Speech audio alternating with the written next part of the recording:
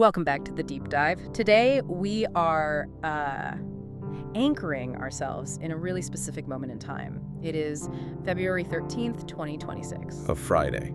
And, not just any Friday. No, the air feels different. If you're in Taipei or Kaohsiung or, well, really anywhere celebrating the Lunar New Year, you know this feeling. Oh, yeah. It's the final workday before the break. Offices are clearing out, traffic is already a mess, and everyone is staring down a 9-day holiday.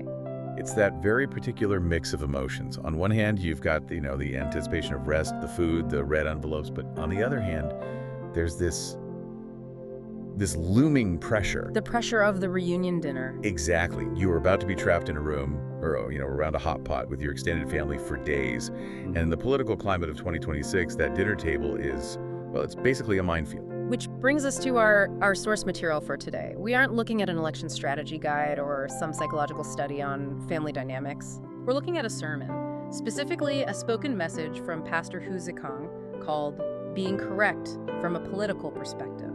And look, before you tune out thinking this is just some theology lesson, hold on. This is actually a fascinating study in political theory, conflict resolution, and believe it or not, ancient Roman history. All wrapped up in a survival guide for your holiday weekend. Pretty much. So the mission for today is to unpack Pastor Hu's argument.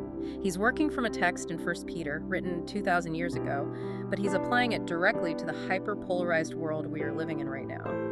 And he has this really counterintuitive take that freedom isn't what we think it is. And that winning a political argument at dinner might actually be the biggest loss you can suffer. Right. It really challenges the whole modern definition of civic duty. Is your duty to fight for your side no matter what?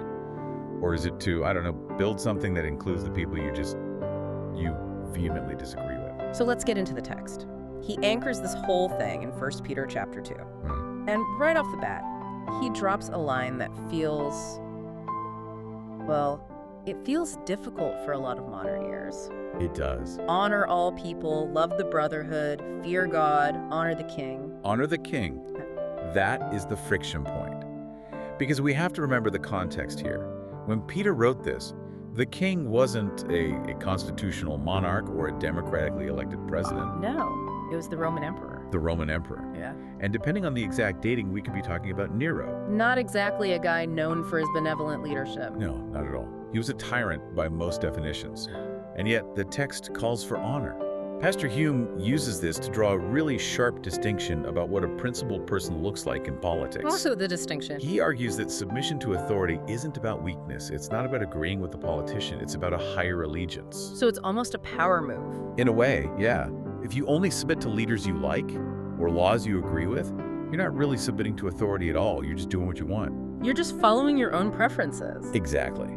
But if you submit to an office, despite the person in it, that is a disciplined, conscious choice. That leads us to his definition of freedom, which I have to say was one of the most interesting insights of the whole piece for me. Oh, for sure. In modern discourse, freedom is usually treated as a weapon. I have the freedom to say this, or my freedom lets me do that. It's offensive. Or to shut others down, my rights override your feelings. Right. But Pastor Hu flips that completely. He argues that freedom should be a tool for construction, not a weapon for fighting. And to illustrate this, he brings in a biblical figure, Nehemiah, as a case study.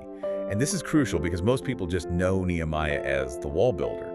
But the source really emphasizes his background. I haven't thought about this in years, but he wasn't a construction worker, was he? No, not even close. He was the cupbearer to the king of Persia, which sounds like a waiter, but in that context, it was a position of immense privilege, security, and influence. He had it made. Totally.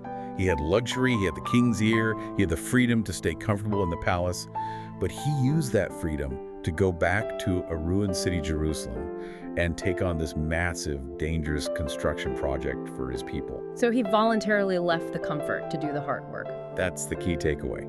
He gave up his rights to serve the common good. Pastor Hu contrasts this with the modern attitude of fighting for my rights. It's a question of what freedom is for. Is it for demanding what you're owed, or is it for voluntarily laying down your privilege to, build a wall of protection for your community? Yeah. It's a stark contrast to the whole don't tread on me style of freedom. It's more like I'll tread on myself so you can be safe. It reframes civic duty entirely.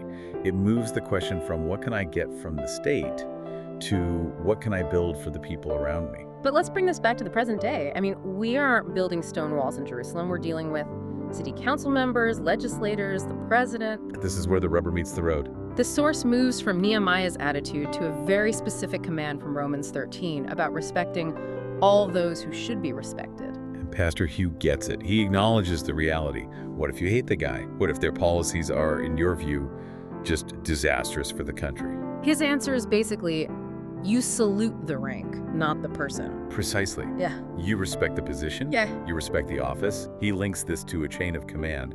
If you believe in a sovereign God who establishes authority or allows it to exist, then respecting the structure is part of respecting God. So disrespecting the office is a form of rebellion against that structure. That's the argument. And it's interesting because he gets pretty confrontational with the audience here.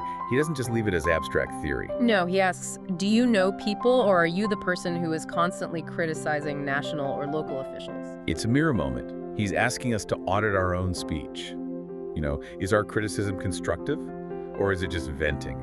Are we just addicted to the outrage? He talks about consistency here, too, this idea of inner and outer synchronization. Which is a huge theme in Asian philosophy as well as Christian theology.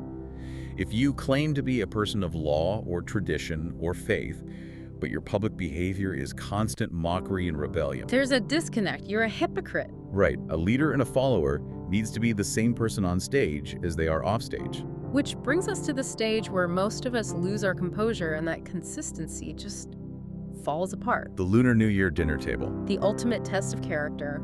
It's February 13th. The holiday starts tonight. Pastor Hugh predicts, and he's not wrong, that when the family gathers, the conversation will drift. Inevitably. To the president, the executive yuan, judicial reforms. The usual suspects. And it is unavoidable. You have different generations, different news sources, different economic realities, all sitting around one hot pot. Someone is going to say something that makes your blood boil. Oh, for sure. And his advice is incredibly strict. He uses this localized phrase, do not tear your face. Right, tear your face, which means to have a falling out so bad that the relationship is ruined, to break the harmony. He says simply, do not fight. But is he saying we should just be doormats? Just nod and smile while your uncle spouts conspiracy theories? No, and this is the nuance. It's not about agreeing. It's about recognizing that everyone has a different cognitive background. He uses the forest versus trees analogy. Break that down for us. Well, some people are looking at the micro details, the trees. Maybe they're focused on a specific subsidy or a local issue. Others are looking at the macro picture, the forest. Maybe they're thinking about geopolitics or long-term trends. That's actually helpful. It's not that they're stupid, it's that they're processing a different data set. Right. Their logic is consistent with their background and their vision. And because those inputs are so different, forcing them to agree with your logic over dinner it's just futile. You aren't going to convert them between the appetizers and the fruit platter. Not a chance. So the goal shifts. The win condition isn't, I proved I was right and humiliated them with facts. The win condition is, we are still a family at the end of the meal. Love over logic. He says the goal is loving the land and respecting the person sitting across from you. If you win the argument but destroy the relationship, what have you built? Going back to Nehemiah, you haven't built a wall. You've just thrown a brick at your brother. Wow. That hits hard. But there's a flip side here.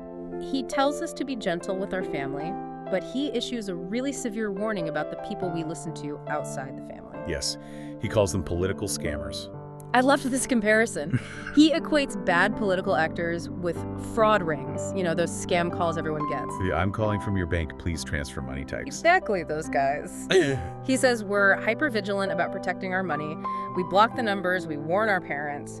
But when it comes to political scammers, we leave the front door wide open. We do. So how does he identify a political scammer? What's the profile we should be looking for? He lists three main traits. First, they're pursuing their own rights and often illegal interests. It's about self-enrichment. Second, they use irresponsible speech and sensationalism to hurt others. And third, and this is the most dangerous one, they incite hatred. Sensation and hatred. That sounds like, well, a lot of the internet algorithms we deal with every single day. It does. He warns about the echo chamber, or what he calls the warm layer. That is a cozy but kind of terrifying image. A warm layer. It feels safe. Right, It well, feels good to be told you're right and they're wrong. It's comfortable. But he warns that this is where we get scammed. These people manipulate our emotions, just like a financial scammer uses fear or greed. They use outrage to steal your peace and your objectivity. That's it. So what's the defense? Yeah. If we block the phone numbers of financial scammers, how do we block the political ones? Critical thinking. Critical thinking, and specifically character assessment. The source urges us to use our values to test the politician. Is there that consistency we talked about earlier? Are their words and actions synchronized? Or are they just stirring up hate to get votes? It puts the responsibility back on us. Don't be a leek waiting to be harvested by outrage merchants. Exactly. Use your judgment. If someone is constantly trying to make you angry, they're probably trying to scam you. Okay, so we've navigated the theory of freedom, we've agreed to respect the office even if we dislike the person, and we've identified the scammers.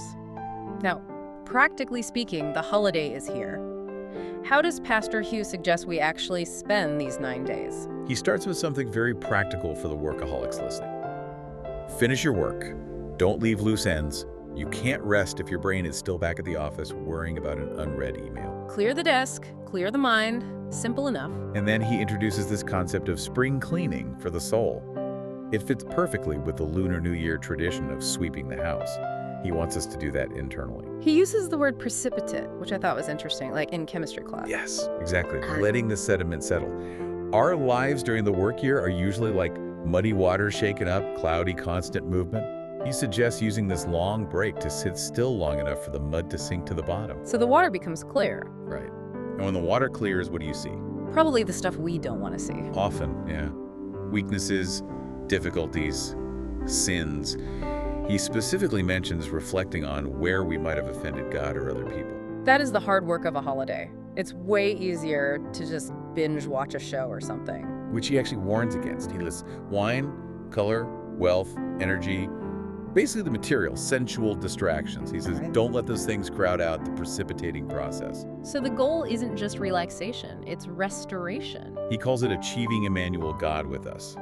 It's about reaching a state of true peace that you can then bring back into those family interactions. You can't be the peacemaker at the dinner table if you're at war inside yourself. It's a really comprehensive strategy. You start by checking your ego, you use your freedom to build, you filter out the hate mongers, and then you clean your own house internally. It turns the holiday from a potential conflict zone into a period of genuine reset. So as we wrap up this deep dive, let's solidify the toolkit for our listeners heading into the break.